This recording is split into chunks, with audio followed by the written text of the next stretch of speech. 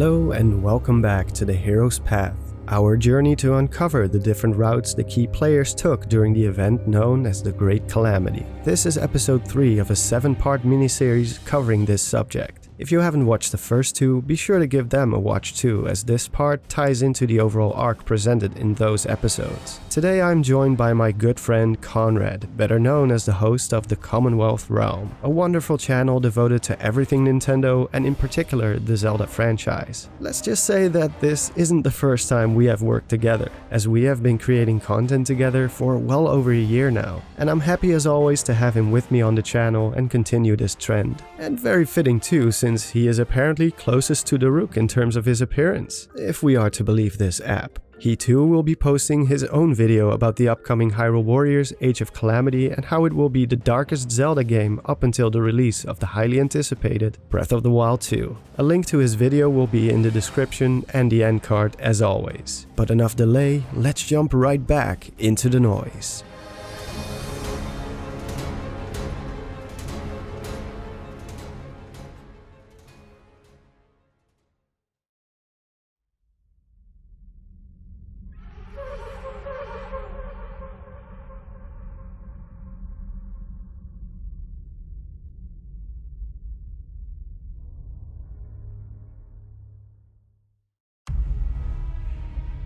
The moment the return of the fabled Calamity Ganon is undeniable, Daruk doesn't hesitate for a moment and commands the pilots to get to the Divine Beasts as quickly as possible, and urges Link to head for Hyrule Castle. With the strategy now set, the group moves across the promenade. When they reach the west gate of the Lanayru Road, Princess Zelda, Link and Urbosa continue on to Kakariko Village, while Daruk moves over Quarter's Shelf and down in the Lanayru wetlands. Interestingly enough, instead of sticking to the east side of the wetlands and heading for Zora River in a straight line, which would be faster, he slightly moves northwest and crosses right through Gopunga Village.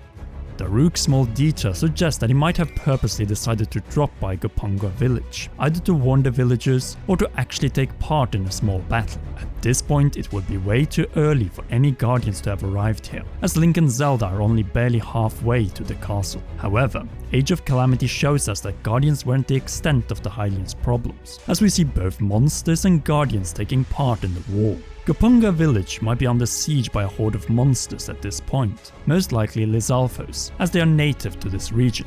On top of that, creating a champion shows that an evacuation line for the citizens of Gopunga was set up from the village, up Sahasra Slope and into Kakariko Village. It's possible that Daruk took the lead in this evacuation, instructing the villagers on where to go. From Gopunga Village, Daruk treks across Linebeck Island, over the pier that stretches across the Zora River and up into Trilby Valley. As he moves further up, he reaches a fork in the road, one of which leads northeast across Turnio Trail and towards Akala Citadel, or north into the maw of Death Mountain and towards Goron City, and subsequently Var Rudania. Just like what was the case with Urbosa's path, Age of Calamity might choose to alter the backstory provided by creating a champion and come up with a slightly different scenario. In the book, Daruk moves straight up the maw of Death Mountain and to his Divine Beast without any detours. However, in the trailer for Age of Calamity, we see a short scene of Daruk battling a Hinox at Akala Citadel. What we don't know as of right now is if this takes part before or during the Calamity. Daruk is wearing his blue champion's cloth, but as some have pointed out, the cloth was received before the champions started their training sessions to control their Divine Beasts. So there could be enough time in between for this to happen. On the other hand, we can spot a seemingly dead guardian in the background, which shouldn't be there before the Calamity, since all the guardians were supposedly being kept at Hyrule Castle. This still leaves the option open for this taking place during the Calamity rather than before it. In this case, we're going to do the same thing we did with Urbosa and sketch a gameplay scenario to cover both options. One in which Daruk plays part in the defense of the Citadel, and one in which he goes straight for his Divine Beast.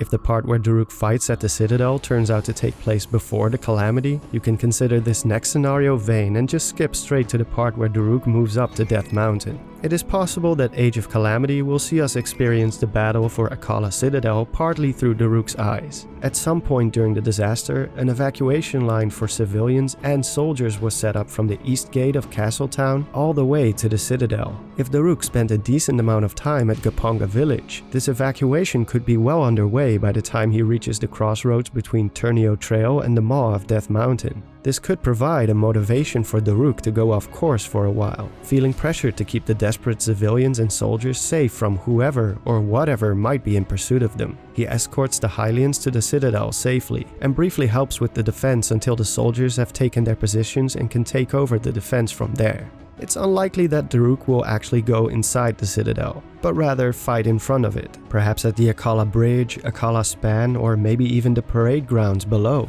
Getting to his divine beast is still the highest priority, and actually going inside the walls of the Citadel would make no sense, since the front gate had to have been sealed at some point to deny access to the incoming Guardian hordes. If we are to actually experience the later stages of the battle for Akala Citadel through gameplay, this will probably be through the eyes of a different, unspecified character, or it could even be only reserved for cutscenes. With the Battle of Akala Citadel about to heat up, Daruk moves into the Maw of Death Mountain and a long climb up the mountain road towards Goron City.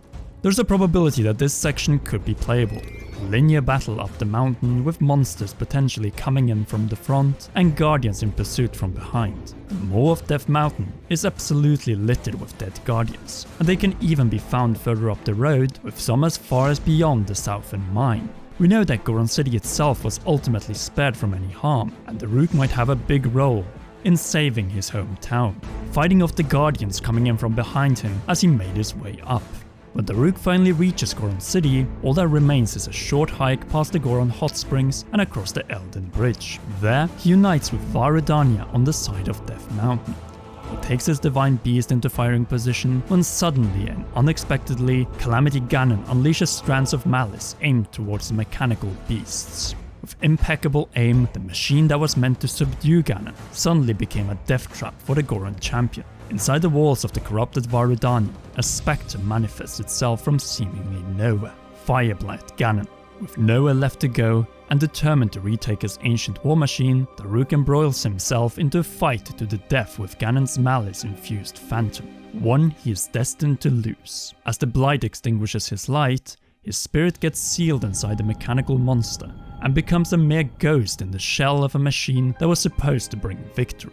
The death of the Goron hero is just one more of many tragedies still awaiting us in Age of Calamity, but his sacrifice is never forgotten by his people and offspring. It won't be until 100 years from now that Link, with the help of his ancestor, Yunobo, will grant him an opportunity to take a sweet revenge on the malice-infused monstrosity which ended his life.